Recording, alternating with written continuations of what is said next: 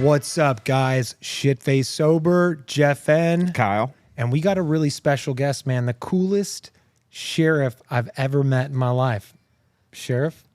Jeff and Kyle, thanks for having me on. And I don't know if I'm the coolest sheriff, but I am a sheriff. Yeah. No, you're definitely the coolest. The first time I met, I mean, like when you, like being in recovery, like you meet, sheriff, police, law enforcement in general, you're just kind of like nervous, like when you're out there. I get it. And then even when you get right, when the ship's on the right path, sure, you're still worried about pirates. You know what I mean? Like, well, I spent my whole life trying to get away from these guys, and then I emailed them. The other day, I'm like, what am I doing? Like, it's just like my fingers are. I'm emailing a cop, Yeah. for goodness sakes. Well, how did it feel the other day when you and I were sitting in the jury box? yeah. And you're getting ready to speak in front of a graduation of people that have just completed drug court, and you sit next to the sheriff.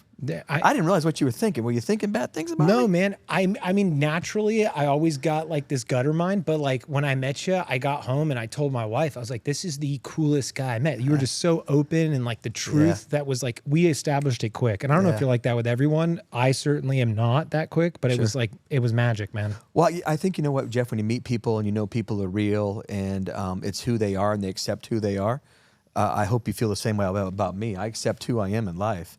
And I'm a flawed man just like anybody else. And I think when you get in this uniform, people look in the mirror sometimes and go, I'm better than you. No, I'm not. I'm human just like you are, just like the two of you are. Right. It's easy to relate too, by the way. Because, by the way, I've dealt with your kind of people that have been... what do you mean your kind? Listen, addicted, right? Addicted to something Yeah. that's usually been illegal. And you've helped with my stats, and I appreciate it. Oh, Back in the day. Yeah. Back in the day. Yeah. Yeah, but anyways, on a serious note too as well, we've all been in situations in life, and however...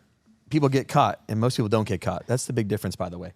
So I relate to you, meaning that I now, full circle, 30 years in my professional career, I can actually talk to you and share my experiences, my mistakes, by the way, too, which I'm sure we're going to talk about, being a young police officer, and everybody goes to jail. Everybody goes to jail, stat-driven. Well, now, as a sheriff in St. Johns County, not everybody goes to jail, by the way. We're in customer service-based business. We're going to help people. Yeah. And to meet people like you that want to talk to me and share stories, it's powerful to me, because you could easily say, I don't have nothing to do with this guy. I mean, you guys have been on our back, because we do make bad mistakes in law enforcement, and we go down that rabbit hole. We ruin careers, but then again, I look back and say, no, you kind of ruined your own career. I just kind of helped you. Kind of Saving lives, really, because that's, you were at the beach before, and I remember because your guys got me in a parking lot.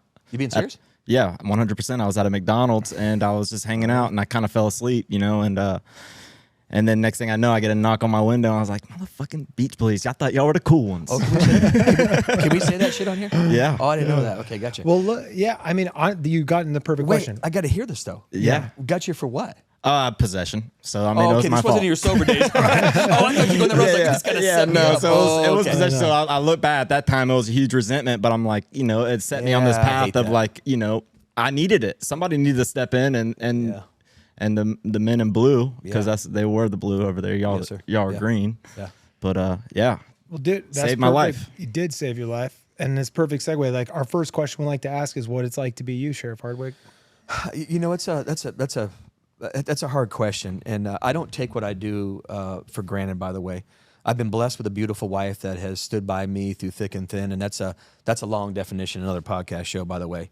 But we got married. We met in a local little high school right here in town, and she moved to Fort Bragg, North Carolina. I was a young paratrooper back then at Fort Bragg, North Carolina, and she moved in there. We had our first baby after my first war, tour, and so I've been blessed in life to have some great things happen where I've got a chance to serve my country, and now I get a chance to serve my community.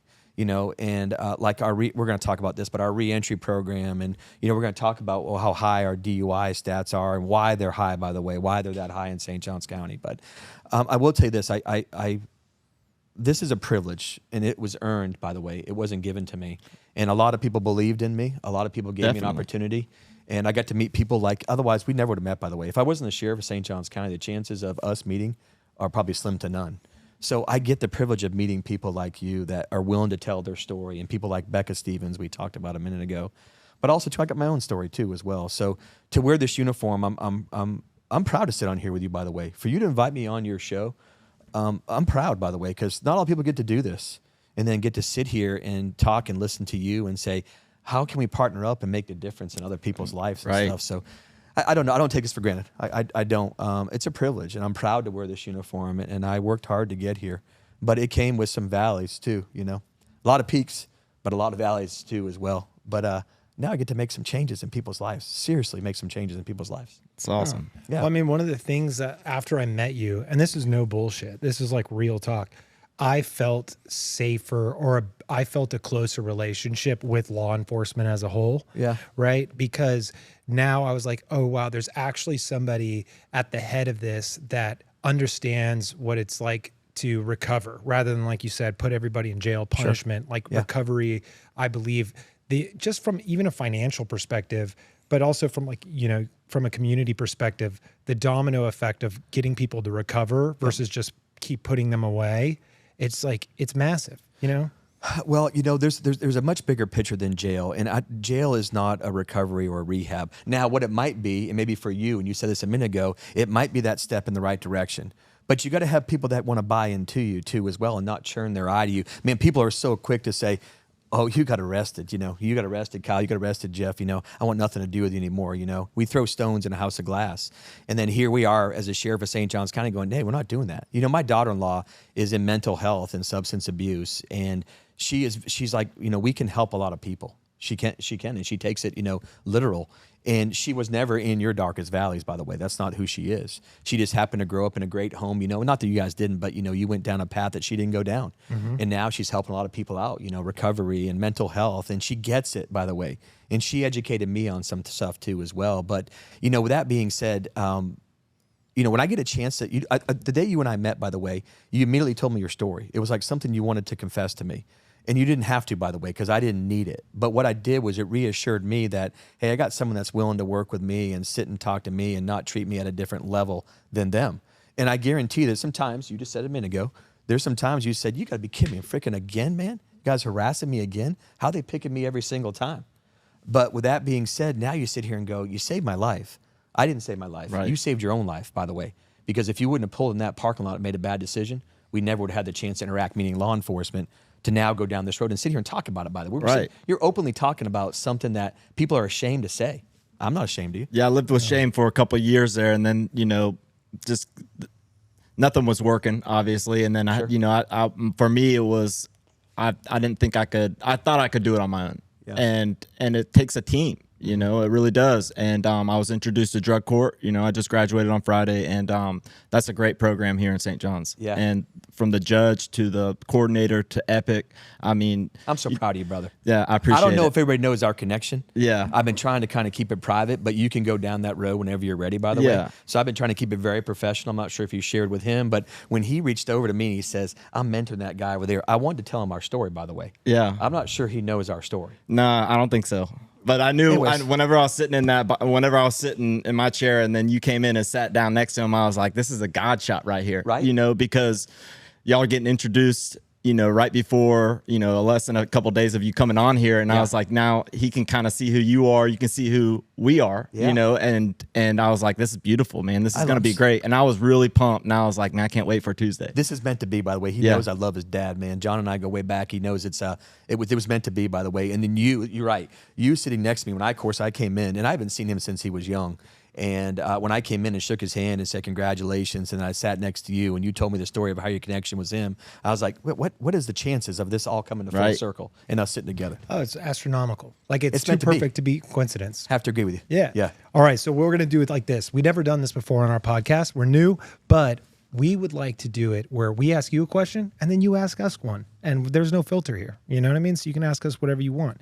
So I'll. Do you care if I drink water on here? I know. No. Send it. You could drink a beer if you wanted to, but you Oh, don't my drink. goodness You don't gracious. Listen, I've been drinking 13 years. Yeah, You don't want to that's see awesome. me drinking You again. know? Well, we're gonna get like the world record holder for like push-ups in here, and then get him drunk, and then see if he can break it while he's drunk, and then we're gonna have drunk versus sober Jeopardy. So like, I got some stuff We're that gonna work have for me. We're gonna that have a will- Super Bowl too. The Okay. Super Bowl for the Super Bowl next year. You can come if you want. We're gonna hang out. yeah, we're gonna have a drunk football team versus sober football team, Yeah. and then it's gonna be the sober bowl. So I assume you guys don't drink none of that None of garbage Nothing. anymore. Zero. Anything that affects I you think from it's the awesome. neck Well, up. hell, Yep. you better not after you Yeah, told your no. story on Friday. Yeah. That's I've had questions with him with certain things, and he was like, anything that changes the way you feel. And I was like, well, I eat, man, and I drink coffee. You know what I mean? And then he made a good point. It was like anything like that is a shortcut. Anything. It's a shortcut because it's a spiritual program, you know, and the longer I stay clean, the more spiritual I feel. And that's like a big You look thing great, for me. my friend, man. It looks like you got a ton of bricks off your back. I can see it. But the other thing, too, though, I saw your mom and dad, man. You just took a ton of bricks off your mom and you dad's ain't back. lying. And by the way, they stood, I don't mean to point, they stood through by you by Oh, the time. no kidding. Most parents, by the way, shut the door, man. Get out. I got nothing for you. I can't do it anymore. I'm not your mom and dad. Dude, that's okay. sorry. We're like in a rabbit hole. We're gonna go down rabbit holes here. Yeah. All right, first question, man. Okay, because I mean, like, think about it. There's a lot of people that are gonna be watching that are normal, and there's a lot of people that are gonna be watching that are in recovery too. So it's like, you know, I like to appease to both sides. So look, what's the wildest thing you've ever found on a traffic stop? And that could be anything, like a big old and like a snake, or just like some, you know, what's the wildest thing you ever found on a going traffic down stop? that road. Yeah, Okay. man. Oh my goodness, probably shouldn't say this on here. Well, the wildest thing I actually on a traffic stop that I had was actually two people having sex in the driver's seat when I pulled them over when I thought they were DUI. Were they DUI? No kidding. What time They of were day not was DUI. this? It was late night. 'Cause I usually, back when I worked for the city on patrol, I worked from 6 o'clock at night till 2 o'clock in the morning. We were kind of the goon squad. I probably shouldn't say that, but we rode bicycles and then we would like double up in these cars. And back then, don't forget, in the 90s, we were fighting crack cocaine. But anyway, so yeah, they were actually, I pulled it over. I got behind them. I formed a pattern on them, meaning a driving pattern on them. And I pulled them over and I got up there with my flashlight. I got there with my flashlight.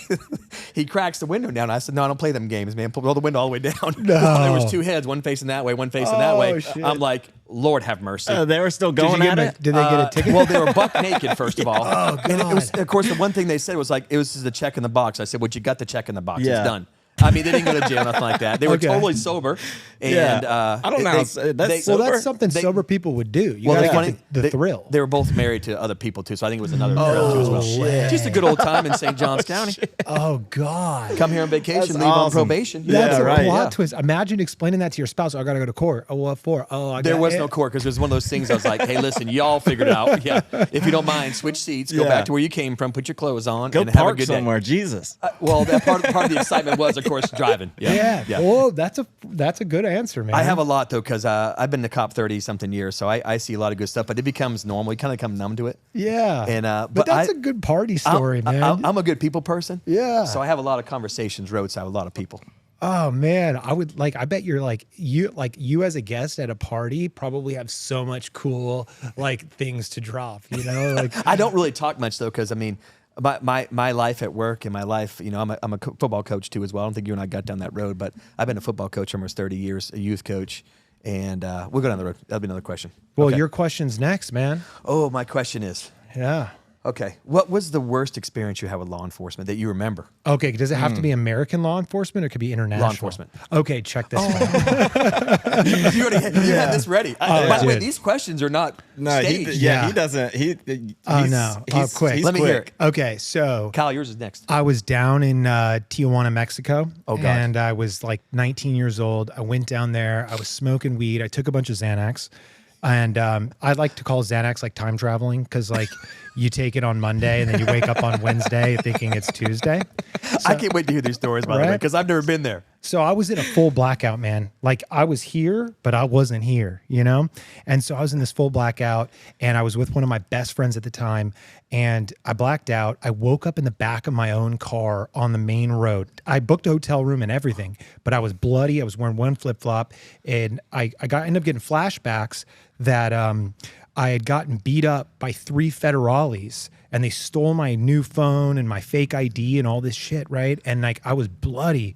And then I got over the border and then I was like, man, my fake ID. Like I didn't even care about the phone. The fake ID was just so good. And so I get a letter in the mail saying someone in Simi Valley found your wallet in Tijuana, Mexico. Come to Simi Valley Police Department to get it. And so I was stressing maybe, and it listed 2 IDs as property. And so I drove down to Simi Valley because I was like, I got to get this ID, man. And they gave it back to me, dude. They gave it back to me. Both IDs were there. The real one that said my real birthday and then the fake one that said my other birthday. And this is past statute of limitations now. So totally safe play. But that was my worst. Federales beat me up. Simi Valley kind of evened it out by giving it back, man. By the way, doing that in Tijuana is that's not. I don't recommend it, guys. What'd you call it? Time traveling? Time again? travel. Yeah. Xanax On of time Xanax? traveling. Yeah, Yeah. that's What, crazy. What, 2 or 3 days? You missed Yeah. a few Oh, days? 2 or 3. If you I abuse stayed away it. from those. Yeah, If those you things are abuse it. scary, man. Yeah. Stay away from those. I remember the first time I did one of those in high school. I did a couple of them and passed out on the way to my brother's house, and woke up at my friend's house like 6 hours later, halfway out of the truck, and then got brought into the car somehow, or into the house somehow, and then woke up the next day and everybody was laughing at me, and they said I was just like, I was sleeping the whole time. But I'm like, I'm never doing that again. Like, I was smart enough to stay away from those, but anything else, like, Shoot it. Okay, so yeah, tell have me a about fake the ID best story? fake ID story. Yeah, let's hear it. Okay, so when I was 18 years old, I joined the military at 17, and I came back home at 18. So, and I was home visiting, and I partied hard back then. Anyways, I came back, not y'all's version of party hard, by the way, just alcohol. Anyways, came back home. A couple of my buddies were driving around. You know where Ocean Trace Road's at, Right. Oasis, right? So we're out driving and drinking, and we get pulled over on the sand for no headlights on my truck. I had a four-wheel drive Toyota pickup truck, you know. So as I get pulled over, and cop was not so nice. Anyways, beach cop, and I full circle, by the way, I became the chief of that agency. Yeah, you That's did. what's Yeah, you funny. did. Is Anyways, like, yeah. Imagine Life's the guys good, that my pulled friend. you But anyway- over, and now they're like, oh, what? He- Now he- they're going to be thinking this guy I'm pulling over could be the sheriff someday. Yeah, he wasn't employed after I became the chief, by the way. So that's another story. But so I get pulled over. So anyway, so he's like, are you 21 years old? And I said, no, but the dude with me was 21. He could have easily said, I'm 21. Yeah. It's my beer. But he didn't go down that road. Greg, I'm not mad at you. I don't want to say your last name because you're local. But anyways, so he's going through my wallet. I'm like, oh no, because I had a fake ID of a Vermont driver's license in there. He's going through my wall and he pulls out I'm in the backseat patrol car in handcuffs. He's in the front seat and he's going through my wallet and he pulls out the Florida driver's license and he's like, oh, Robbie Hardwick. And I'm like, yes, sir. And so, I mean, he goes to my wallet. So I was like, I'm through. This is going to be a felony. I'm through, you know. I mean, I'm 18 years old. I'm a kid. And anyway, so he writes a report up, you know, arrest me for possession of alcohol by a minor and possession of clove cigarettes, because back then I think clove cigarettes were actually, they weren't mine. Right? You know how, yeah. you know how it Okay, goes. yeah. You know how it They goes. weren't mine. How many Y'all times have have you said heard that a million that? times. You know what I'm saying? Not my Zanny bars. I get it. It's not mine. Yeah. But anyway, so I'm watching him go through my wallet, and he never picks up on the Vermont ID. He knows I'm a local. Yeah. But I had went away to school for a while when my mom and dad got divorced, so I went up north. So I got arrested for possession of alcohol No by a minor. kidding. Oh yeah. Oh, dude. Oh yeah. Yeah. How'd those handcuffs feel? I don't care. I didn't resist. Did you ever resist? Never did. No, You I got ever body, resist? I, Never. I Oh, got so it's not body my- slammed. it's I not got my body question slammed time. one time. I was And, always respectful, hoping that like maybe I'm going to be let go. Because you were And, time traveling. You know, I know. Right. I remember the last time I got arrested, I was sitting there on the corner and I was like, oh, and it was for a burglary, and I was like a serious charge, and I was like at college, and I was like, oh, I got college class in like an hour and a half. Am I going to be out in time? No way. Yeah, dude. No way. Did the dude. cops ever give you a break? I shouldn't ask questions. Sorry. Never. I'm I sorry. got a few breaks here in town. You're you a know what I local mean? man. You Yeah, had a few I breaks. did, but I got body slammed by a cop. I was on the run from here one time and ended up in Hilton Head, South Carolina. Decided to go out. I was actually doing really well, and I had stuff in my wallet, that like empty baggies that I didn't know about. They were stuffed way back in there. And I went out one night. It was right after Matthew hit and demolished Hilton Head, yeah, and I trashed was it. cutting trees up there. And I went out, I was like, I need to, I'm not a big drinker. So I drank 2 Four Locos, which was really smart, and then took a shot of tequila with the bartender because I thought she was cute. And the next thing I know, I'm passed out in a median. And next thing I know, I'm in the back of a cop car. Next thing I know, I'm in the jail, in the booking. And he comes up to me, he's like, you didn't tell me you had cocaine in your wallet? And I was like, I didn't. You know, I was like, you had my wallet when we walked in here.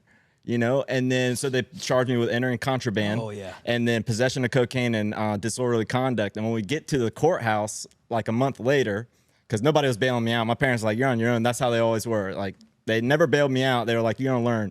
So I'm in jail. I lost that job, and I get to the courthouse, and I walk into the court because I was in Beaufort County, and they had to shuttle me all the way to Hilton Head. Yeah. It was like the municipal. Yeah. And we walk in with the cop who arrested me.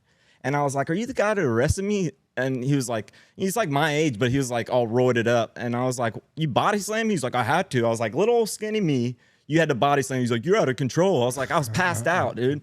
And then so we get in front of the judge, and the judge goes, is this the 6th case that you've had for entering contraband? Like, do you not check your guys before you go in? He's like, case dismissed, dude. And Really? then, yeah, and dismissed it. I was like, all right, wow. cool. Well, the There's your good thing break. is, if that was a local cop, I was going to call him here and I was going to let you get him back. Be like, hey, let him slam you Yeah, back. right. Yeah. I don't like Dude, violence. Actually, I got pulled over the other day by one of your sheriffs in Villano. You got to be kidding me. Yeah, well, I was speeding, man. Okay, But it fair wasn't. enough. It was like I pulled out, and then there was a car riding me. And you know when someone's like really close to the back of you, Take so off. like you're just trying to. And like I had to learn this moving to Florida that like when someone's driving really fast behind you, I'm like, dude, I'm going 75 into 70 on the main highway, right? It's NASCAR. They're drafting. Yeah. And so I'm like, okay, I was just Gas driving saver. fast because you were behind me. And then he knew I was sober, and he was like, oh, his name was Mike, great guy. Mike, Yeah. one of my best. He was a great guy, and he was like, "Oh, you're a local." Looked at my ID. He was like, we shot it up about like chopped He's it a up great about the kid, man. Yeah. Does the right thing. Yeah, it does the right thing, Mm-hmm. and that's the thing, where it's just like I'm getting used to that. Even 12 years sober, past that life, it feels like it was a different life. Where I'm like now, like man, I can interact with society in like a positive way and like get the benefit of being a positive, contributing citizen rather than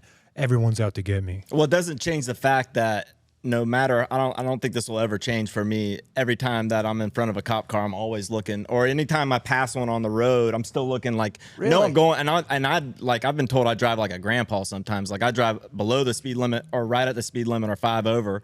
And even passing by, I'm like, is he turning around? Like, is he? Yeah. But they never do. It's just like, Yeah. just gotta look. It's been embedded in your It's head. in man. there It's for like, yeah. years, Yeah. Yeah. But I We're got a not question. all bad, by the way. I got a question. So we're right next to this train track. And how illegal is it for me to hop on one of those trains and just Like go hobo. train hopping? Yeah. Why are we thinking about this? Is it necessary? No. it's just a Why would you go experience. to? It's just let me kind of- buy a ticket for the Amtrak. Yeah, but I don't want to go. We got to go to Placa for that. So You know you what I mean? realize that when you step on that property over there for the Yeah. railroad, that's nothing to do with us. Trust that's Florida East Coast Railway. They have their own police force. Oh, they got. Oh, okay. Yes, they got their own police force. Yeah. Now we can arrest I you. would have never Googled that. Yeah, they got their own police force. The Florida East Coast Railroad Police. They actually got their own statutes they abide by and everything else. They have federal powers, as you know, because that's actually federal, transmission of goods, basically. Oh, So they wow. got a I'm little bit more. goods. Yeah, I'm a goods. You are a goods. Yeah, it's but not I just don't, necessary. Let me do this. Let me just arrange. I got a lot of buddies. I can just arrange. We can pretend like you're trespassing. You're Yeah. really not, because I got friends. Jump on the damn train, check your box, and come back. That's Awesome. a great You answer. just Yeah, let's finished do drug that. court on Friday. You're Yeah. like thinking about, hey, how can I Well- go back to jail?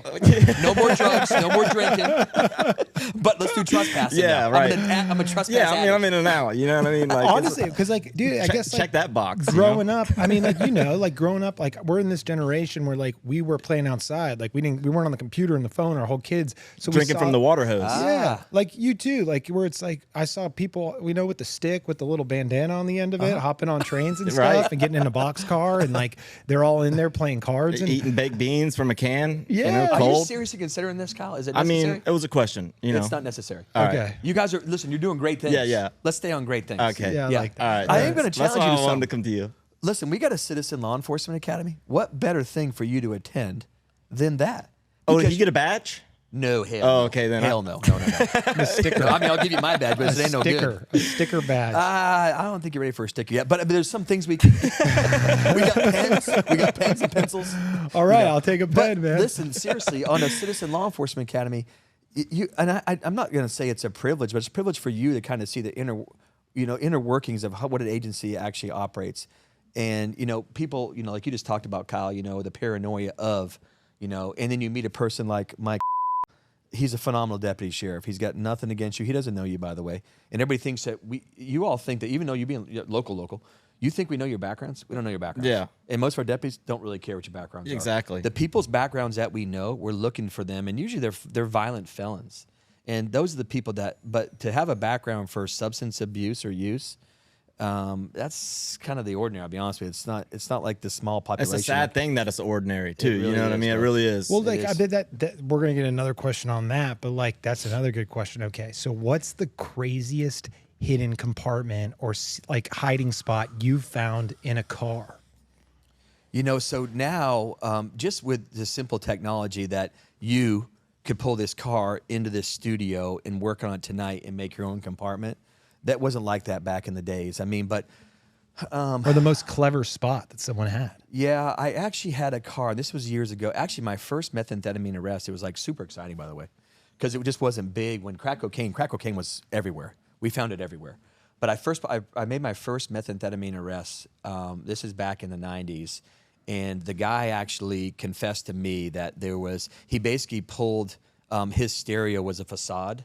So remember the days where this flip stereo would come off, just the face would come off? Well, his did come off, but back then was an actually decent compartment back there. Yeah, I used to use that before too. And we found quite a few. Now it's not out of the ordinary too as well. I mean, I will tell you this, like, I mean, people have just got, I mean, listen, and I hate to say the word desperate, but when you have an addiction for something, we don't know what you're thinking, but you're willing to do anything. But I mean, they've even made cans. I mean, now, I mean, you can unscrew them and stuff. Oh my goodness gracious. There's so many places now, but I mean, really people, I mean, and I hate to say it, but they're so desperate. They'll stick, things in their cavities of their body. Of course. I mean, it's hardcore. It is. And we've had, as you know, I will tell you one show. You talked about Yellowstone. Yeah. I watched that smuggling, To Catch a Smuggler. Yeah. I mean, that show is just, I mean, because you watch people hide stuff, but that's really, it was kind of crazy back then. You got to think of the 90s. That was a big to-do. Yeah. Yeah, but we found stuff now. I mean, you name it, we found it in there. And we got guys that work just interdiction.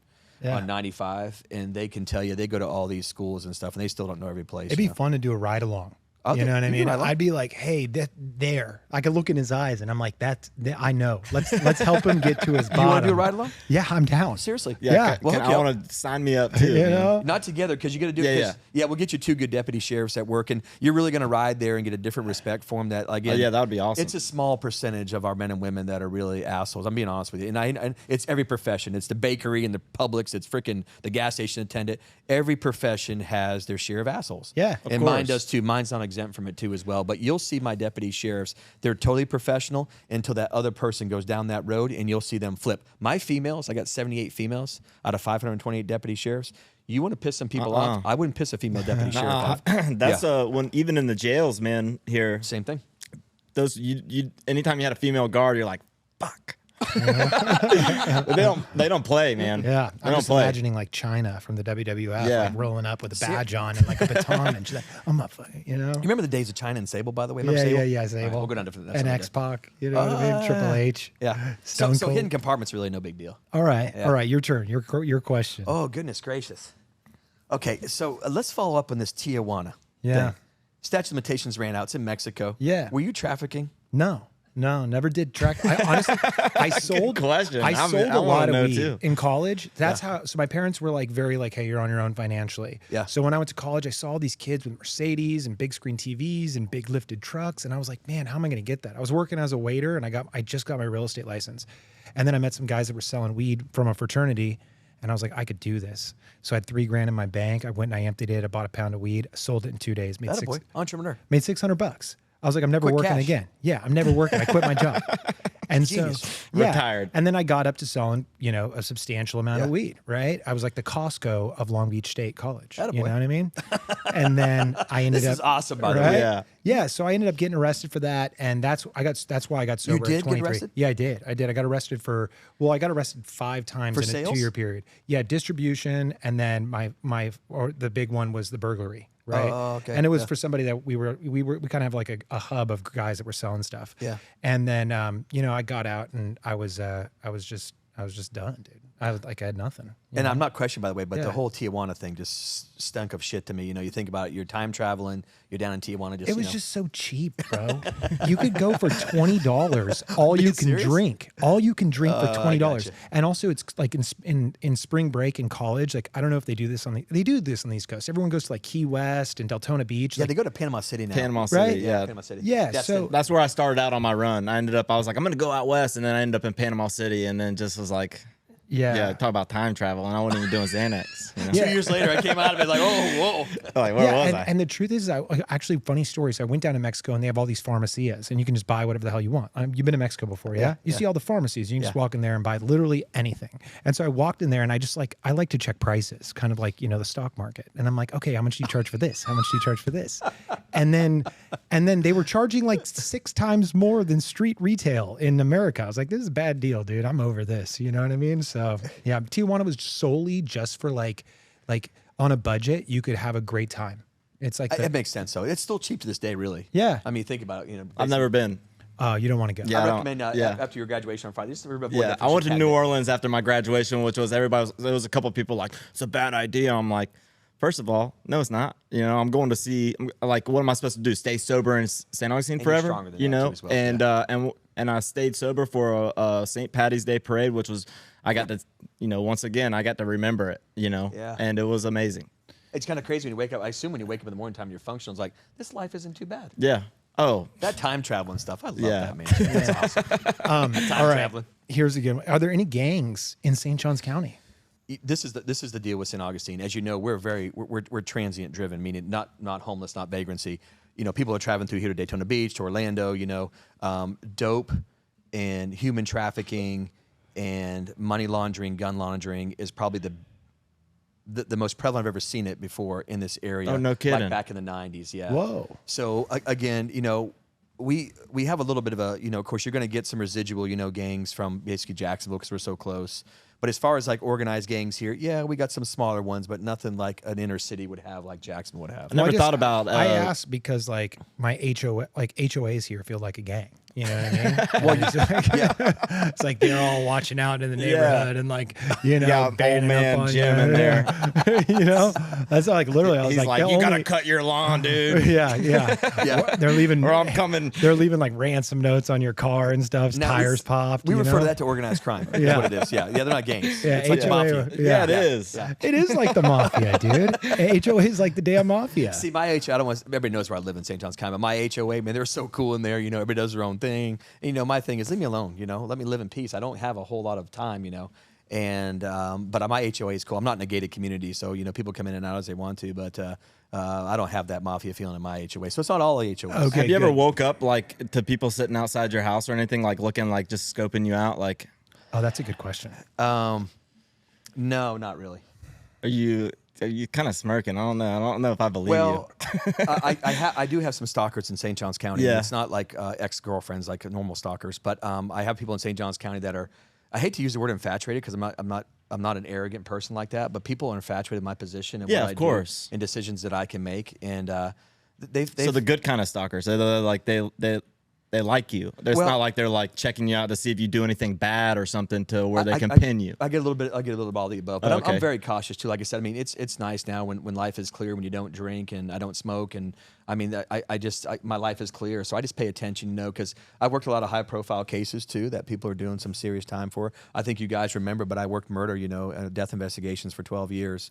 So over 4 counties all the way to Daytona. So I'm just careful, but I don't have an entourage. As you saw today, one of my staff members is here and she drove in her own car. I beat to my own drum. I don't have a security detail like other sheriffs do. I don't have a driver. I do my own thing. This is my hometown. And I feel like when the time is ready, and I'm ready. I don't care. I'm not afraid That's of nothing. awesome. Dude, one thing I want to say I too love is like, that. thanks for your. I know I said this already, but like, just for general public, like, this guy served our country, like really served our country, and like now serves the community. Like, you're really like a trusted servant, and like you've earned my trust, man. And like, that's cool. I'm blessed. I just had some things happen in life that, good and bad. I came back a different person from my last combat tour. It was 15 months and came back a different person, and that's really, I'm not going to blame that on my alcohol abuse though, but I was drinking, and last night I drank, and I say 13 years ago, it's probably closer to 14 years now, but the last night I drank, I had 25 lemon drops. That's how I finished my night. It was, Nice. That's a good way to go out, it was man. phenomenal. But I went in the time travel, like Xanax. I don't know. I woke up the next morning. You're gonna remember that forever. Yeah, I dude. woke up the next morning to wife going, one of those things like, oh, good morning, honey. Like, you do that again, and I'll fucking take everything you have. I'll take your kids. I'll take your house. I'll take your car. I'll take your bank account. Crystal clear. That was my last day drinking. You have to tell me twice. Yeah. And I'm telling you, everybody's like, you just cold turkey quit. I'm like, cold turkey, brother. What kind of advice do you have for those that are veterans that are still struggling? Because the VA it's they're helpful, and then you hear some bad stories, but there's ones that get hooked on pain meds and stuff that are really struggling. Like like people out here that this is the idea of Shit Face Sober is to really touch a wide range of audience. People that are struggling, people that aren't struggling. you know. Yeah. And I don't want to sit here and bash, the Veterans Administration, because there's a lot of good people doing a lot of good things for a lot of people that are at their darkest points of their life, But we come home different men and women, from these combat zones. And I'm not speaking for everybody, because some people, my medicine was my wife and my kids, and I was looking forward to seeing him again, you know. And I'm a big Black and Mild smoker. Like, so when I'm on combat tours, I'm straight Black and Milds. Oh man, Was it hard to get them out there? My wife would ship them to me. They'd get there usually within 15 days. I'd be on the sat phone going, she's like, what do you need? I'm like, I need some Black and Mild. She's like, I'm not condoning this behavior. This is bullshit, but how many do you want? I'm like, send me a case. She sent me a case. Oh, dude, I'm going to ride with Black and Milds in my car. I just like chewing on the things. Like it was for a long time, and I came home because I was smoking 2 packs a day, inhaling, you know. But, Holy we're cow. in combat, and I'm in charge. You know, I got a lot of young soldiers under me, making a lot of life decisions, and I lost some soldiers. Jeff Warshow died with me. It's blood on my hands, literally. And there's just certain things that I'll go to my grave with that I'll just never forget. So I came home a different person, you know, and I mean, I would have easily taken my life for him if I could bring him back today, but it's just not the way it goes. But anyway, so just a lot of stuff, you know. But I wouldn't take back anything because I love serving my country. It was an addiction. Matter of fact, I got hired by a company back then called Blackwater. I had an addiction to it, and overseas, by the way, we're not drinking. I mean, you can't. There's no time for it because a lot of people's lives are in your hands. So I don't know, just crazy times, you know. But I feel like with that, I can sit on this couch and we can relate a little bit, right? Right. I can relate to people too as well. So the other day I had a conversation and someone talked about food stamps, and I said I've been on, my wife and I were on WIC, Women, Infant, and Children. Every Friday we got bread, egg, cheese, and milk on every Friday in Fort Bragg. And I was a soldier fighting for our country and couldn't afford to pay our bills. And I mean, I gave plasma every Friday for $50, so I could pay our water bill and have a pizza on the table and stuff when I lived at Fort Bragg. So don't come sit here and talk to me, and lecture me on things that I've been there. So I don't throw stones. Well, dude, I probably sponsored well over 100 guys in the last 12 years, mentored in the program. And I've sponsored a few veterans, and I can tell you that the success rate, but also just like the discipline that's like instilled in a veteran that's coming and trying to stop drinking, that discipline serves them in recovery. Yeah. Right? Because you're just like, okay, just give me an answer or give me a direction. Tell me exactly what to do, and it gets done. Yeah, that's a good point. Yeah. Soldier. Yeah. Right? I mean, and honestly, like, I got so much respect for it because it's no bullshit. I don't have to like kind of weasel and convince them like this is in their best interest. They're just like, tell me what to do. Yeah. And then you lay it out.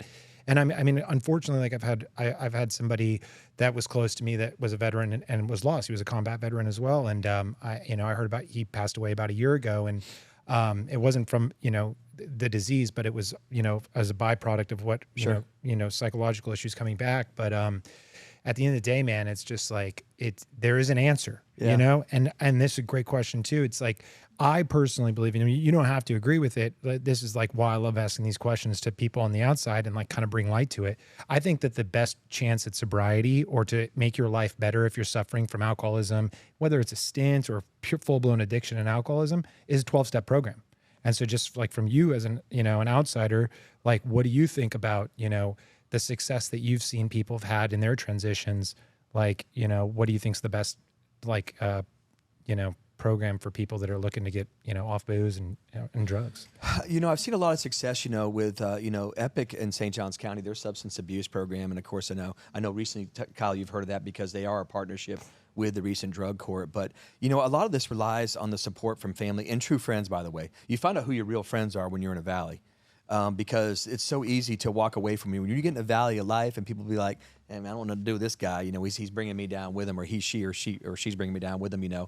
But I think the program we have here, partnered up again with Epic, but some of the things we're doing different too as well with Stuart Marchman, behavioral health services too as well. Is I think that's one piece of the puzzle. And the 12-step program may work for one person. But the other, the program might work is your wife wakes up the next morning and says, "You do that again, I'm going to take everything you have." Right. In realization that everything you have is going to be gone, and it didn't take me to tell me twice. Yeah, she told me once and literally stopped drinking that day. And by the way, after that, I went to the FBI Academy in 2011. You want to talk about a drink fest, for goodness sakes? Up there in Washington D.C. You went there sober? Yeah, but listen, I went there sober for 4 months and didn't have a drink. I was a designated driver. I'm like, wow, this designated driver stuff is cool. Yeah, that's me too. Oh yeah, it's kind of cool. I'm like, you guys are idiots, by the way. I said, you act like an idiot, But then, it's kind of cool because I was the guy at the hockey game that was the reason by going, wait a minute, we're not going to fight. You guys are drinking, bro. Hey, listen, my buddies are drunk. Chill out, man. I'm sober. I was like, wow, this is cool because all the times that people babysat my crazy ass when I was in the military, I'm like, I felt so bad. I was like, I used to call them on the phone, like, Mom, like, I'm so sorry I was an asshole that night, But I was the biggest pain in the rear end honestly, when I was in the military to babysit, and I couldn't imagine. So I think certain programs work for certain people, but also too some realization of, and Kyle, you can talk about this, but when your family stand behind you, I had my wife and she said, hey, we're going to do this together. We're going to clean this up together. I'm not going nowhere. So things like that. But again, I think there are programs that work for people. But the biggest program I think we have now too. I'm a big proponent of the drug court. I'm a big proponent of the Veterans Court. I'm a big proponent of the possible mental health court we're going to have soon in St. Johns County. Man, let's give these people a chance and let's not turn our back on them, and let's be innovative and think outside the box how we're going to help them. Yeah, I mean, and I know that Epic uses 12 steps. I know that drug court forces 12 step, and I think like in combination, like accountability, but also like you said perfectly, like family and friends, like you find out who's behind you. I think so many people, when they slip into alcoholism and addiction, they burn so many bridges that they end up on an island. They do. And then that's why the 12-step program, I think, works so well, because that serves as a family or like an accountability around them. That's a good point. Right, where they feel normal and accepted and loved. And then once they have that, then they start to get back their family. They start to get back their friends and their co-workers, and they get that that. Yeah, I agree with that. Right? That's kind of that's kind of what happened with me. Like I didn't know anything about AA or NA before drug court, and I was introduced to it, and I was like, oh shit, I'm not alone. And my parents and my family was always there, but they never forced me in. Like they saw me struggle, but they were like, this kid's got to figure it out for himself. And I think for me, that was the best route. They weren't like, oh, we'll put you in here, or we'll do this for you. You know what I mean? That's, my dad's way too easy. Yeah, like too figure easy. it out. So, and once I found that a common group of people that shared a problem, and then like, working the steps right now, I'm on step 4. And honestly, man, I say this a lot, like this 12 steps can work for any, I really think everybody in the world should just kind of go through it. Even if they're not drinking or anything like that, just for other challenges to clean in life. house, Yeah, because you got like a lot of stuff inside of you, and you can find a God of your own understanding if that's what you believe in. Sure. Universe, nature. I say I carry my gun everywhere with me. That's God, universe, nature. And then working through and cleaning house, man, and then you share with somebody else everything that you've done, and that's a freeing experience. And then you go help out somebody else, So I'm glad you said that, by the way. Let me cut you off. If you don't give back to where you came from, then shame on the two of you. No, right? You have to. I have to agree. I think it's medicinal for you too. But what's funny was, when I stopped drinking too, I had a friend actually, because we had a coaches meeting and somebody stuck a beer in my face that I've known my entire life. And he said, called me some names. He's like, "What? We don't drink anymore? What are you freaking? What are you talking about? You know what I'm saying?" I was like, "You got to be kidding me, dude." I said, you haven't been in my freaking shoes, man. I've been in dark places and stuff. I've yet to talk to that guy ever again. And we grew up together too as well. Those aren't your friends, by the way. That's what, see, my best friend in the world, who's in New Orleans, and he's still out drinking and, just enjoying life. And he knows where he's at, and there's no shame or guilt or anything what he's doing, but he knows where I'm at too. Sure. And I mean, we're walking around Sunday, and he's introducing me as a year sober to everybody, and he's he's cool. and he's it's like a protection thing. Yeah. And I felt safe I there. feel like drunk people and are more protective. that's a real friend. When I've gone to bars and I'm the only sober person, and I'll tell them, "Oh, I'm sober. I'm openly sober about it. I had no more shame." Right. It took me like 2 years to get over the shame, and now I'm openly sober. And the people in the bars, they'll watch me, and someone will offer me a drink, and they'll be the ones to push the Help other you person out. away. Yeah. Right. Because it's kind of Like, like mama bird. That doesn't even happen with me anymore. People don't even. I tell people I don't drink, and I always tell people there's a reason why I stopped drinking. 13 or 14 years ago. I always say that. So, and people don't even. But people know. I mean, it was your sheriff too as well. I set a different standard. I believe, I got to live, by the golden standard of everybody else. I'm not saying that, if you drink, you're something else. I'm not saying that, but I'm the sheriff of St. Johns County, and I get called 24 hours a day, and I like life being clear. That's amazing. You're I a love beer that. donor, I love it, man. man. I You're can we I gotta can get see a you beer at the- What does donor. that mean? Because I wanted to ask you, beer donor. Like a beer, like I don't drink beers anymore, so there's a lot more beers out there just floating around now. Oh, I thought it was like you were coming and bringing beers for I was everybody thinking else. the same thing. Yeah. Well, that's a Don't be funny that thing. guy. I Well, just like, I see you as the man at the cookout with the apron on, like flipping burgers and stuff, Yeah. and just like pointing and I like see that. handing out beers But that's too. another thing too. It's like when you don't drink, like I'll think logically about how many beers I'm gonna bring to the party or the picnic or the cook-off or barbecue. I'm like, okay, there's going to be this many people. I need to make sure, I do the math on the beers, and my math's always over. I'm like, each person's going to have 6 beers, and they don't. So like when you go to like events and stuff, and like you're responsible for like the food or the drinks and stuff, like how do you do it? Yeah. Well, see, for me, I don't. First of all, I'm very, very private because being the sheriff in St. Johns County, I got to be extra careful. I think Kyle, we talked about that a minute ago about, I don't really hang out with people. I'll be honest with you. I really don't. I mean, I'll go to events and stuff. And as you know, the sheriff, I go to a lot of events because I have to. I am a politician still, and I am running for election every single day. And I attend a lot of events, but I know when to exit stage left and stage right. But if I were to call or say, hey, we're coming to your house this weekend, for something, you want us to bring beer or something like that? I don't have a problem with that. I could care less, But my wife's a wine drinker. She'll have a beer with my sons every now and then. But she's just not a really big drinker. She's the old hardcore Catholic. We gotta have a glass there's of wine a few every night. around here. You know what I'm talking about. But anyway, so but with that being said, I'm everybody knows I'm a normal person per se, but I am very, very private. In the time I have off, my wife and I enjoy together with our 2 boys. They're 2 men. One's 32 and one's 26. Our kids are, but and they're 2 phenomenal men that have great jobs. But I'm just careful, but I don't really have to be anymore because everybody knows I don't drink and don't smoke. Yeah. Yeah. I do miss an occasional good cigar. I'm not going to lie. Yeah. Oh, you won't even do that, huh? Nope. Haven't done that. What if a Cuban was right in front of you? Wouldn't do it. You wouldn't? No. Oh, man. And I had some of the best Cubans in Iraq, by the way. I'm talking about it had Saddam Hussein's picture stamped on the side. Shit. No You way. didn't smuggle back into the U.S.? Yeah. No, man. We can't talk about that. Not here. All right. So this is a good question. I'm just trying to get some information. Smoked him. Yeah. All right. Yeah. Okay, There's I all got these you. like damn like end of the world shows. Yeah. You know what I mean? Going on now. It's like Yep. a popular genre. Okay. Yeah. So I want to know because I'm always thinking, I'm like, man, when I moved here, I was like, what business am I going to start? And one of the businesses I had was like an end of the world products like website, right? Where you sell like MREs. Are you a doomsday prepper? Oh, I want to be. Don't. It's like I'm preparing not to necessary. be. Okay, but if there was a wild end of the world event, what would the sheriff want to have? Like, how would you prep your family for that? You know what's so funny? I'm such a winger. I probably wouldn't prep. Oh, whoa. I'm that guy. I actually am better off at winging stuff. Yeah. And I'm a survivor. I guarantee if something were to happen like that, I recommend you stay very close to me because we're gonna have plenty of food and water. You just know where you're going. Do you? Because I have like from growing up here in St. Augustine, I know which island I'm going to, like Rattlesnake Island or one of those islands. Yeah, like but see, everybody's gonna go there because you're local. Yeah, but I'm not going there. yeah. Where you going? I mean, yeah, where would you go? I got a buddy who's got a sailboat. Oh, okay. Yeah. Oh, Stay I on the mean, sailboat. you can Yeah. come by I mean, the Rattlesnake first Island place and hang I'd out. go- No, we're gonna head due east.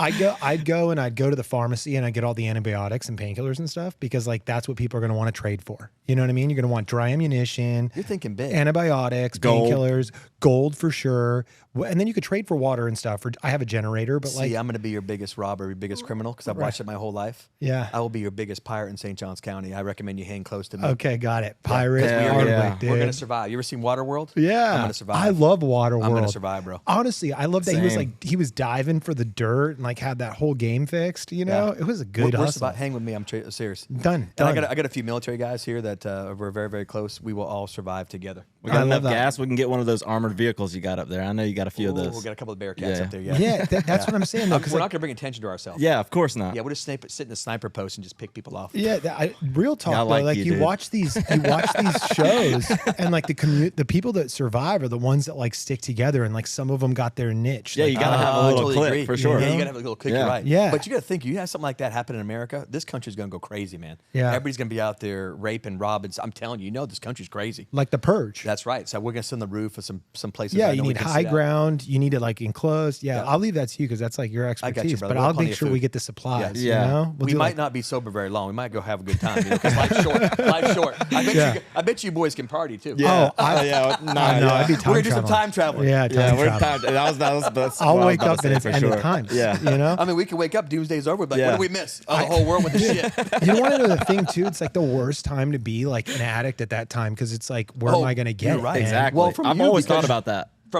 From Jeff. He's going to the pharmacy to take all Yeah. the shit. Well, like because antibiotics, I think people are going to be injured, so there's like they're going to need their insulin and their that's a good point. antibiotics and stuff. And so, like, if you have that, like, you're the king of the trade. You Listen, know? my wife's a nurse. She hunts and fishes. We're going to survive. Got it. You're in good hands. Hell yeah. All right, now we know where we're going, man. You know what to do. Okay, you're up. Your question. Oh, goodness gracious. Okay, let's see here. What was your worst experience with law enforcement? I got to hear it The from your worst? aspect of it. I mean, You got slammed. I get it, Kyle. yeah. Yeah, I got body slammed. My worst, so my worst experience. I mean, with like law planting enforcement- dope on you and stealing. Oh no, I never had anything like that. Everything was always my fault, you know. And honestly, he was in California. He was in a whole nother world too. I probably did get a lot of love because I was like a clean cut. You're like, legit, dude. Man. Yeah. You own your mistakes too. I can see how you are. When I went to county jail, for example, like I'll tell you this story. This is a fucked up story. I brought drugs in with me to county jail. So like when you're on, You're a hit. right? They love you in there, Right. man. Well, no. So what happened was I got busted. I bailed out, was fighting my case, and then they sentence you, and then you have to go turn yourself in to do your Okay, time, yeah. right? So I went to a rehab in the interim that was like day for day credit, and so all these old timers from jail, like from prison, like this is my first time going to jail, and the guys from prison were like, "You need to bring drugs in there, and you need to bring a lighter," right? I was like, "Okay, cool." So I'll do that. So I brought it. This is awesome. right, for survival. And so How'd you bring it? Yeah. Oh man, I ain't getting into Yeah, that. there's only one place to put that Oh, in. there's only one place, man. I'll let you do that. I was in Thinking. your earlobe. Got You you. know, He my got a little earlobe. tense when he's saying this, so I can tell he's getting a He little did nervous. actually- I felt the couch squeeze up. There's a great ending to this story. So I turned myself in. My mom and my grandma, rest her soul, and my Meemaw dropped me off on jail on a Saturday night, the day after my birthday. And one of the deputies took an interest in me. His name was Deputy Wu. He saw my family crying. He saw he's like, "You're too good of a kid to be in here." So I went in. I went to I was in the. I missed it too. How old? I was 21. Okay. And first time like really being in jail. And I was in the staff kitchen. So we cooked food for the deputies. And they only picked like the clean cut people to be cooking food for the Trustees, yep. deputies. Yeah, trustees. Yep. And so, right away I went straight to the rep, right? The guy that was in charge of my. I got you. Right? Oh, yeah. And I gave him, without even introducing myself, I just said some stuff on his pillow. And he's like, he pulled me inside. He's like, "You know what? I've been in here for over a year and no one's ever brought me anything. And you were the least likely looking person to You were bring me schooled. something." Right? And so he's like, right away, I got 2 sets of clothes. Everything was good. And then 6 days in, one of the deputies pulls me out. Deputy Wu, he was like my angel, man. And he was like, "Look, you're too nice of a kid to be in this place and it's going to ruin your life." And I was supposed to be doing 6 months. He got me out in 6 days on a special program called Really? County Work Program where you went and you did like wash the sheriff's boats, wash the sheriff's cars, bury dead seals at the beach. You know what I mean? Yeah. And he got me out after 6 days. And, I got sober shortly thereafter. And I tried to reach out to him on Facebook maybe 2 years ago. Really? I looked up all the Deputy Woos in the county and I messaged every single Woo that was his name. And then like I saw one of the guys that I thought was him read the message, but I think for like security or privacy purposes, they can't reply. But I was like, "Look, man, I own a home today. I have a business. I have a really good life. I've given back to the community. I sponsor guys. Like the grace that you gave me." Sure. Treat me like a human. The grace that you gave, like, because I have grace tattooed on my back, and it's an unwarranted gift. I didn't deserve that gift that he gave me, and it was a ripple effect. It absolutely, like, look, Kyle, I was able to meet Kyle, and Kyle's sober a year now, and I'm not saying that's his doing, but I mean, we did it together, Right? And it kept me sober too. But like what Deputy Wu did in that moment paid forward, and that's That's pretty cool. You remember that, by the way. Yeah, it's real. Yeah, and I mean, it could have gone really bad. Different way. Yeah. Yeah. So you didn't finish the story. Apparently the lighter and the weed made its way in. Oh there. yeah, it did. And You were a rock star. Yeah, in there I was a stud. Darn right. But then also I had like gangs in there. Like I didn't know much about like any of this stuff. I was like 21, and they were like, one of the gangs pulled me out, and he was like, "Look, like the leader." He was like, "Oh, you need to pay a tax." And I was like, "I don't know what you're talking about. Go talk to my guy." He's like, "We're not paying no tax." And he's like, and then literally, Let me define it again. and You're he's paying like, a tax. talk to go my back guy." and talk to this guy whose face is tattooed with a skull on it. Like he had a legit skull on his face. He's like, For "Go intimidation. tell him no." And I'm like, "Why can't you go tell him no?" He's like, "No, you go tell him no." And then 3 hours later, I was out. 3 hours later, that's when Deputy Wu pulled me outside. He's like, "I'm going to get you out on this county work program. Don't embarrass me. It's only for like DUI offenders and stuff. But like, I think this place is going to Yeah, make you were too worse." pretty for that place, for Well, sure. I'm gonna tell you right now, you were going down a road less Yeah. traveled, by the way. So by the grace of a higher power, Yeah, no doubt. yeah, you were Yeah, you got out of there. intervention stepped in for sure. because you were getting ready to get tattooed. Yeah, no, I was. You're gonna have face tats too. Yeah. for sure. American Eagle on his Yeah. forehead. Yeah, I don't know what was going to happen. The I mean, good-looking Jeff would not be good-looking anymore. Oh no, I'm easily influenced, man. You know what I mean? I'm I very disagree. easy. Well, I mean, like at the time of my life, I was kidding, bro.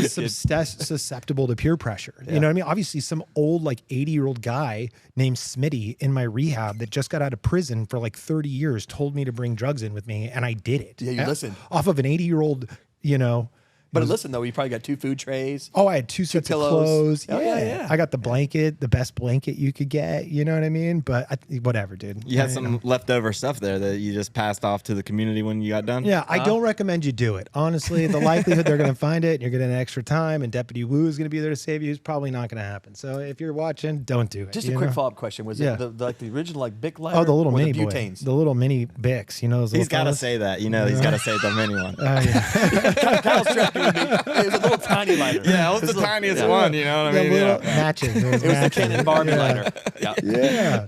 But yeah, honestly, like that, it was bad, turned into a good, like life-changing moment. Listen, that you can sit here and talk about it and be human about it, man. I love it, man. You guys, it's special, man. Our friendship, I value it. It was meant to be. I like it. Well, that's one thing too I want to talk about. Like, I've always wanted to go speak at the jails, but because my background, like obviously it doesn't exist anymore. When I get pulled over, it was expunged. Yep. And that was out of grace of law enforcement also.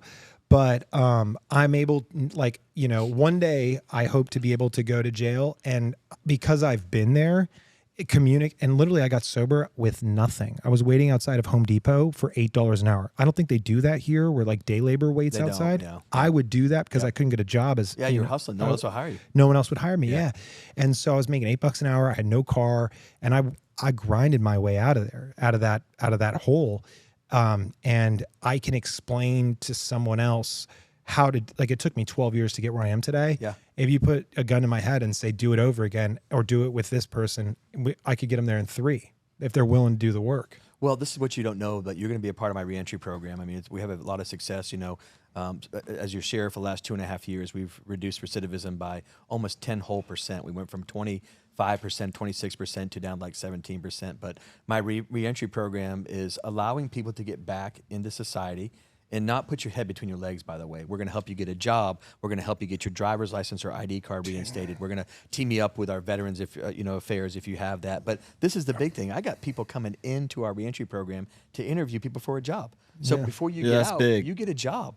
And then once you get out, my deputies are going to come check on you going, hey, what's up, man? Hey, I can't get my pills, from, my prescription ran out. We're going to help you get that stuff back. We're going to help you, with mental health and substance abuse. And by the way, the sheriff, as you know, you weren't in there, Kyle, but I walk through the jail all the time and talk to the people that are in the jail. I don't want to hear your woe story, by the way. I want to hear what you're going to do when you get out of here. Yeah, that's a big thing is getting past that shame and guilt that a lot of people, like I harbored for so long until I was finally like, I don't want to hold on to, like, there's nothing to be shameful about, and there's a way out. And then, meeting him and seeing the path that he took is like, I'm going to hang out with people like that. And there's so many people like that in this town and a lot of people and across the country, really, and the world. But like a lot of people don't understand that it is a lot of work, but it's a lot more work to stay where I was at. Have to agree with you. Yeah. It's a lot more work, I would imagine, to be on the other side of the fence that you guys lived on for a while. It's got to be a lot more work. And I couldn't imagine driving around going, everything's paranoia where you're going to get caught. I don't know. Well, once they get the hope, like, they got to believe. And the only way they're going to believe, like, you could tell them all day, you're going to get a job, you're going to get your credit score up, you're going to get your driver's license back, you're going to find a woman that loves you, you're going to find friends in a support group, and then you're going to buy a house. And they're like, not me, man. Yeah. But when they hear it from somebody that actually, like, did the work, there's that thing where it's like, wow, I think I can do it too. Yeah. I think I can do it too. And, like, no joke, I didn't do it alone. It wasn't like I discovered some new process. Other men in the program, my first sponsor was like, "Go. This is how you the same thing you're doing now." Right? Yeah. This is how you get your driver's license. Kyle, I was like, it took me 3 years to get my credit score from like a 500 to like something respectable.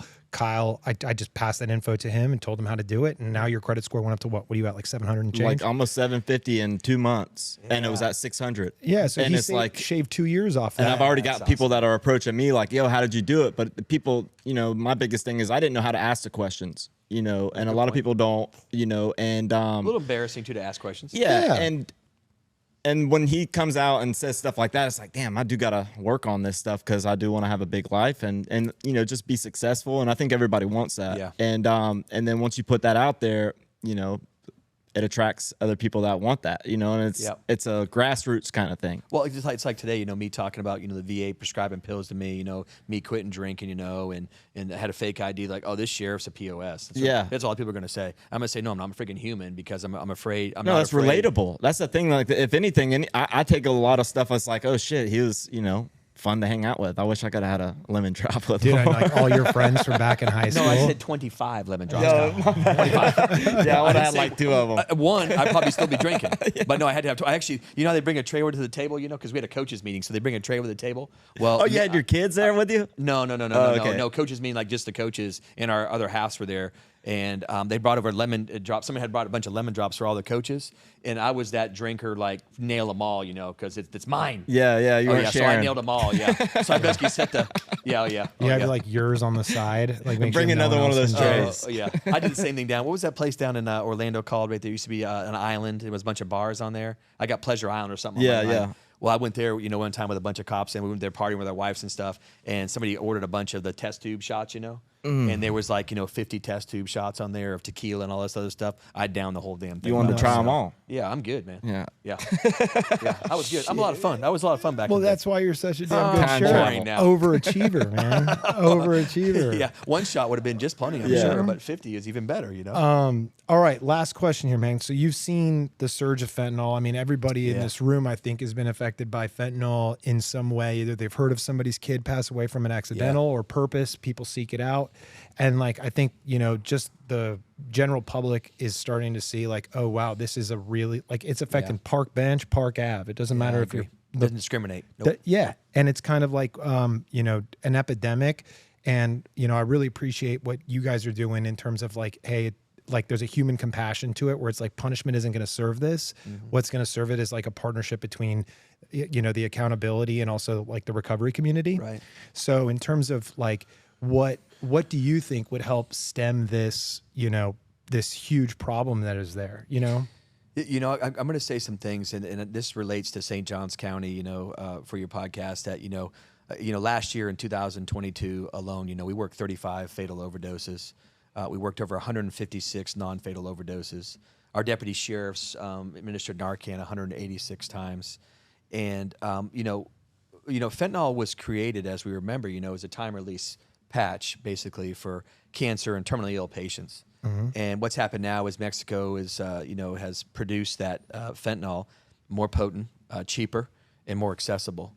So, you know, I hate to use the word war on drugs because we're at war with a lot of things in society, you know, in substance abuse and abuse of everything, money, everything is part of the American lifestyle. But with that being said, you know, it's like we get down, you know, we right now, it's right now heroin, methamphetamine, crack cocaine is back again, cocaine, you know, fentanyl. But this is the problem too, is all. I don't, and maybe you guys can relate better than I can, you know. Listen, there's always been a lack of fear factor in using narcotics as an addict. I get it. I understand it. But people know now that fentanyl will put you in your deepest, darkest spot like that quick. So I'm going to back up a little bit. When I was working death investigations, a good friend of mine named Claude Sinach, we grew up together. And Claude Sinach's family actually owned, damn, man. I'm not an emotional guy because tears are weak for me. But anyways, with that being said, Claude Sinach's parents owned a restaurant here in town called Le Pavillon. It was on San Marcos. Oh, yeah. That place is amazing. Amazing. Claude Sinach grew up together. You know, he was an adopted kid, but his parents were really good to him.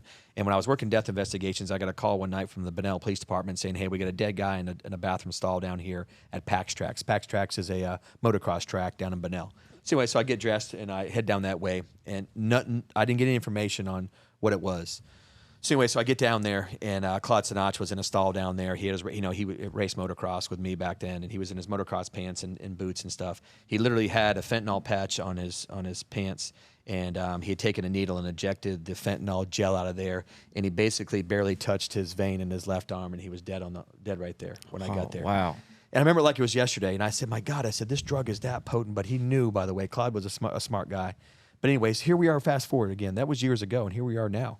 And I don't have an answer besides I've never been an addict. So I try to tell people that, hey, what can I do to help you get off of this valley in life, this dark death valley in life? And I don't have an answer. You know, we educate. But then you have a person we can relate to just from Friday, from, you know, graduation, right, and made a choice to stick a narcotic in him, and he ultimately paid the price. So I don't have an answer for you. I wish I did, because I wish I could fix all those people with addiction and say, hey, we're going to help you. But I will tell you this, it's going to get worse. Yeah. You know, because what's happened now is the chemists will make it even more potent. You think people in Mexico or in another country or in America care if you die of a fentanyl overdose? No, it's about making money. We talked about that a little while ago. So I wish I had an answer for it. Besides, we're going to continue to promote saying, hey, we have all these resources out there. Please, or people like you that can come into my jail and say, dude, I've been down that road, man. You can get off it. You can own a house. You can get your credit score up. You can get your family back. Yeah. So I think preaching from people like you that have lived it is probably our best way out of this disease. It's going to get worse. I think it's a demand problem. By far. Because it wouldn't be there if there wasn't a demand for it. And agree. I think the demand exists because you get down to the root of why somebody's using that. Like, why do I need such a powerful tranquilizer or sedative in my life? And it's because I don't like where I am or who I am. Yeah. And in order to like where I am and who I am, I need to find somebody that can help me become someone different or become a better version of myself. Right. And I think that exists in the recovery community. So that's how you solve the demand problem. Yeah. But the supply problem also, it's like, I lost a business partner to an accidental fentanyl overdose last year. And the guy looked like Thor, 6'4", 280, handsome as shit, wonderful human. You met him, great guy.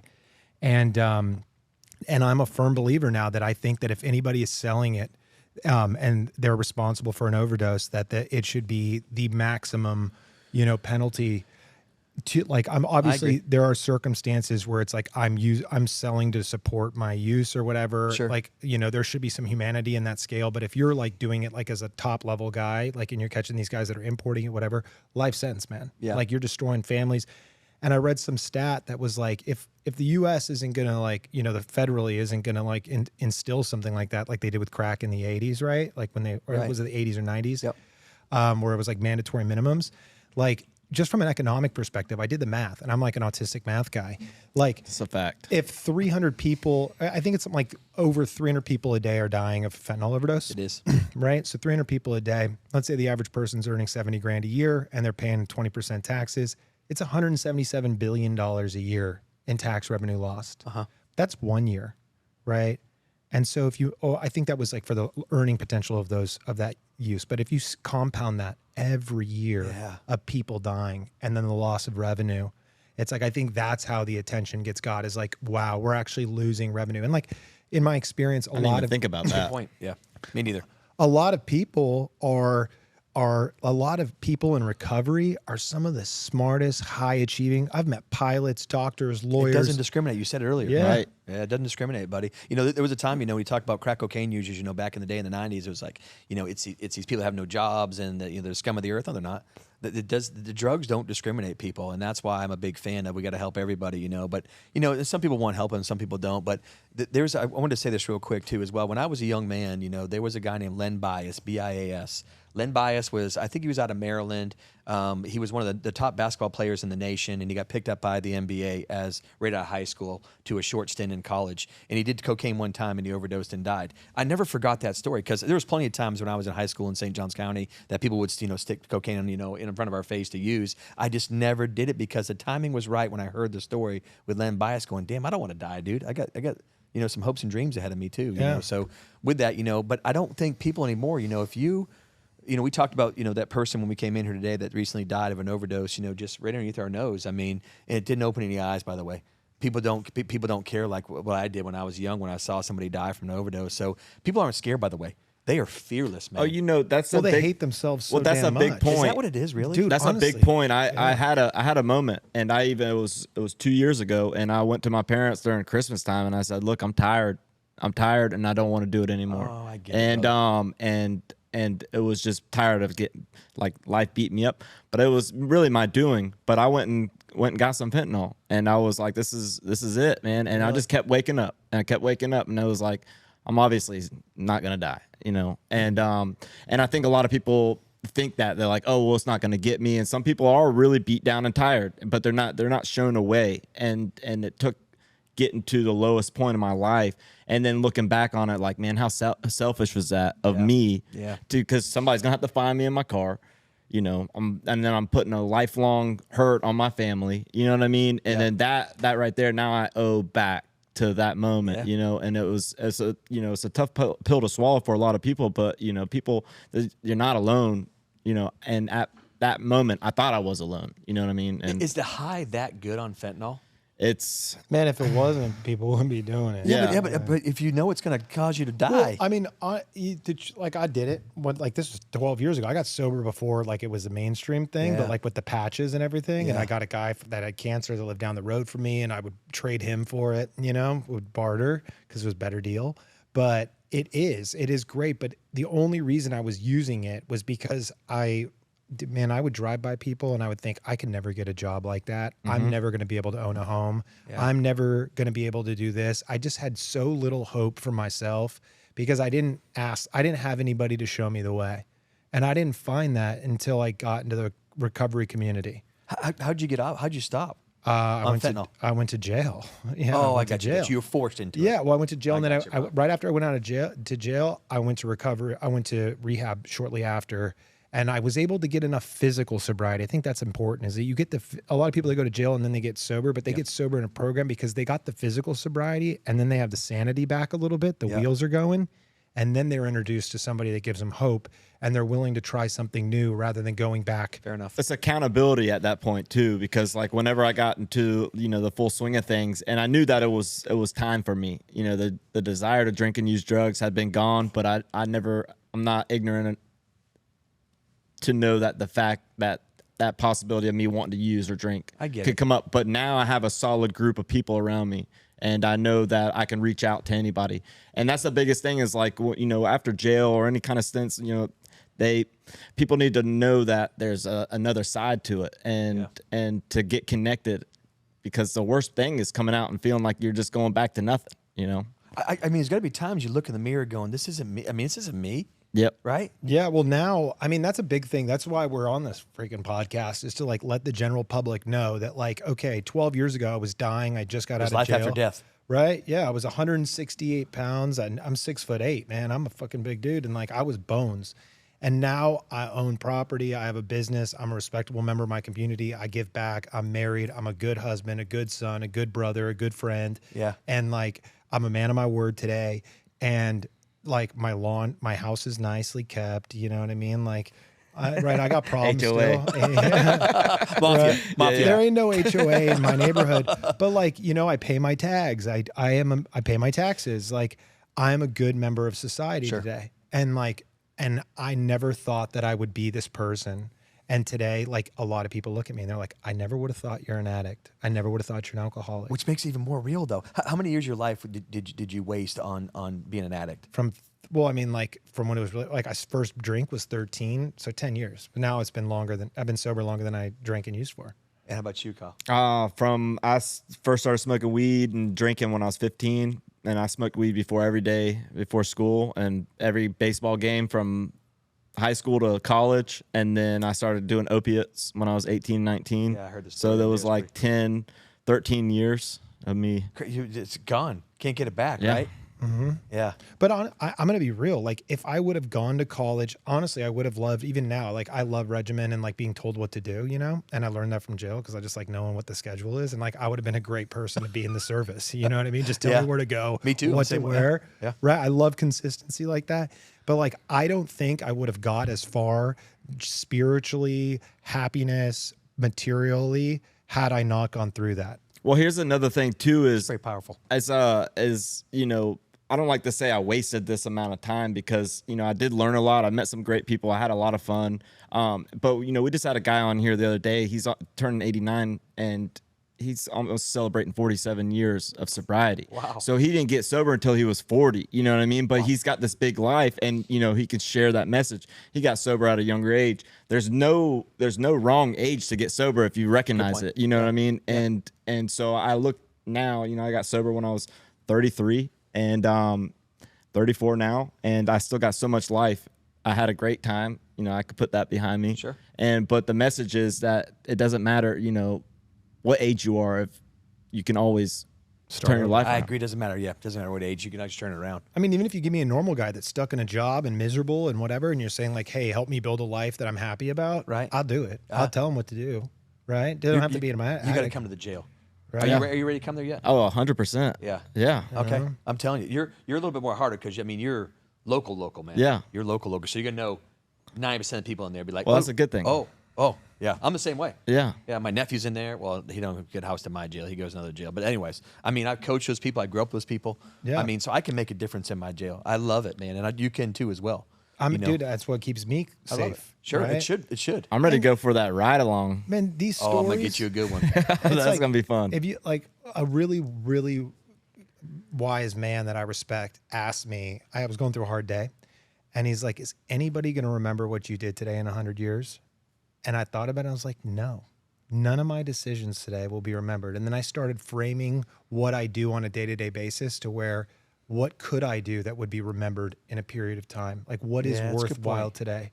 And like for you, like you may make a difference in one of those guys in the jail, and then that just like Deputy Wu did for me. Sure. But you right? did, though. Right? Yeah. You're never going to forget this. And he's not going to forget it either. Oh Right? yeah. And there are other guys out there too, and it's just like guys did for me, and I make sure to let them know I'm grateful. Yeah. You know, and so like, dude, I'm happy to go over there and do that. And It's exciting too as well, because these are people that have been that you were in those shoes, by the way. So you're not going to forget where you came from. Nope. And you're going to say, I sat in those shoes. Don't freaking lecture me, man. I sat in your shoes. Yeah, dude. no excuse. You can get out of here. No excuse. Yeah. Are you? I want to ask you a question. I know this is probably not appropriate, but are you worried about relapsing? No, I'm not actually, and that's one thing. Yeah, I have no, and that goes back to the accountability, and just being, I was introduced to this life, and I'll tell you this right now. So the very first step is, in the 12 steps, is to admit you're powerless and all this, that's, and to recognize there was a problem. And I did that first step before I had violated my probation, walking in a trail in Stokes Landing at the conservation area at like 3 or 4 o'clock in the morning. I threw up my hands. I said, something's got to give. I can't do it no more. And then 2 days later, I was behind a jail cell, and I was like, if I was to go out and do something again, it's a slap in God's face, and Fair enough. And so I take that to heart, and then being introduced to guys like Jeff and a lot of people, there's been the community, St. John's County's Special got a place, bro. great recovery community. Special place. And for me now is a big thing. I want to go travel and see meetings and go meet those people, because I've been on Zoom meetings that are, there's people from the West Coast all the way to New York, and I'm like, holy shit, man, these guys are going through the same thing, and it's powerful. You know what I mean? There's nothing in the world. There's no high that I've gotten that is as good as what I feel today. It's funny, when I was running for sheriff, and I started saying some things like, I've been, sober since, it's been 13 years and stuff. And some people, said, hey, I recommend you don't do that, man, because you're this cookie cutter kid in St. Johns County. Everybody thinks you're flawless, and you need to run this type of campaign. And I said, absolutely not. So I want everybody to know. By the way, my true people know who I am too, by the way. And I'm not afraid of it. I'm not ashamed of it too as well. I'm human just like everybody else. I just happen to admit it, and I happen to wear a uniform.